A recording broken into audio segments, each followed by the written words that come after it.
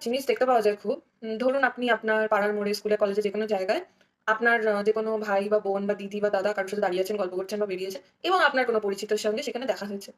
কিছু স্পেশাল ব্যক্তি আছেন বা ব্যক্তিত্ব আছেন রাদার আই শুড সে, যারা এসে ওখানে নাকটা গলিয়ে বলবে, "এটা কে হয়?" তখন আপনি বলবেন আপনার ভাই বা বোন বা দাদা বা দিদি যাই হোক না কেন। এবং বলার পরেই আপনাকে নেক্সট কোয়েশ্চেন করা হবে, "ও মা! তোর আবার কবে ভাই বোন বা দাদা দিদি হলো? তুই তো একা ছিলি।" এবার আপনি বললেন যে মামাতো, পিসতুতো, জ্যাঠতুতো, খুড়তুতো যাই হোক একটা কিছু বললেন। ও তাই বল। তোর নিজের ভাই বা বোন নয়, তোর নিজের দাদা বা দিদি নয়, তোর কাজিন বা তোর তুতো ভাই বোন। এইটার ঠিক মানেটা কি? না মানে আমি এই ব্যক্তিত্বদের কাছে জানতে চাই যে এটার ঠিক মানেটা কি? আপনারা আমাকে একটু বোঝান। কারণ ভাই মানে ভাই হয়, বোন মানে বোন হয়, দাদা মানে দাদা হয়, দিদি মানে দিদি হয়। মানে আপনাদের ঠিক সমস্যাটা কোথায়?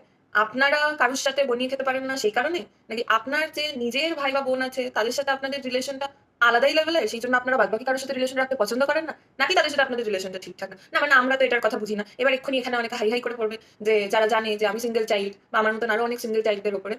কিন্তু বিশ্বাস করুন সিঙ্গেল চাইল্ড, ডাবল চাইল্ডের এটা ব্যাপার নয়। যেই মেন্টালিটিটা নিয়ে চলে যে ভাই মানে ভাই, বোন মানে বোন, এরকম বহু উদাহরণ আমাদের কাছে আছে যে ক্ষেত্রে দেখা যায় আপনাদের বলা নিজের বাবা-মায়ের ভাই-বোন এরা অনেক জায়গায় ঠকাচ্ছে, নিজের ভাই-বোনকে খারাপ ব্যবহার করছে। যেখানে আপনাদের কথা অনুযায়ী তুতো, কাজিন, সো কল্ড ও নিজের ভাই-বোন নয় কোট আনকোট। এরা কিন্তু সেখানে পাশে এসে দাঁড়াচ্ছে বা অনেক বেশি সাপোর্টিভ বিহেভ করছে। তো আপনারা এই অসভ্যতামিটা বন্ধ করুন। কারণ আপনি যাকে কাজিন, তুতো ভাই-বোন বলছেন, হতেই পারে আপনি যাদেরকে বলছেন তারা আনকমফোর্টেবল ফিল করছে এই জিনিসটাতে। বা যাকে বলছেন কারণ সে ছোটবেলা থেকে তার ভাইটাকে বা তার বোনটাকে নিজের ভাই বা বোন হিসেবে জেনে এসেছে। সেটা মাসতুতো, পিসতুতো, খুড়তুতো না অন্য কিছু সেটার দিকে ধ্যান দেয়নি। ৩য় নম্বর আরেক ধরনের প্রজাতি থাকে। এই যে আপনি বলে দিলেন ধরুন মাসতুতো, খুড়তুতো, পিসতুতো বা কিছু। তাদের এটাতেও স্যাটিসফ্যাকশন আসে না। ধরুন আপনার সাথে আপনার ২ জন ভাই রয়েছে বা ২ জন বোন রয়েছে যে একজন আপনার ধরুন আপনার কোনো মাসতুতো পিসতুতো ভাই বা বোন, আরেকজন ধরুন আপনার স্কুলের জুনিয়র বা আপনার অফিসের জুনিয়র এবং আপনি তাকেও ভাই বা বোনের মতনই স্নেহ করেন বা দাদা দিদির মতন রেসপেক্ট করেন। এবার আপনি বললেন, "এটা আমার জেঠুর ছেলে।" এইবার বলবে, "এটা তাহলে কে?" এবার আপনি বললেন, "আমার অফিসের জুনিয়র সিনিয়র বা আমার স্কুলের জুনিয়র সিনিয়র বোন।" "ও তাই বল, তাই তো ভাবি তোর জেঠুর দিকে তো তোরা ২ বোন আর ১ ভাই বা ৩ ভাই আর ১ বোন বা ২ ভাই বোন। এটা আবার কি?" না মানে আপনাদের কি এই অসভ্যতামিটা করাটা খুব প্রয়োজন? মানে এটা তো না করলেও চলে। মানে যার ভাই বা বোন সে বুঝে নেবে যে ওটা নিজের, পরের, সম্পত্তির কি হিসেবে ভাগ হবে। মানে আপনাদের এত ইন্টারেস্ট কেন? এবং এই ব্যাপারটা নিয়ে এতটা অসভ্যতামো কেন?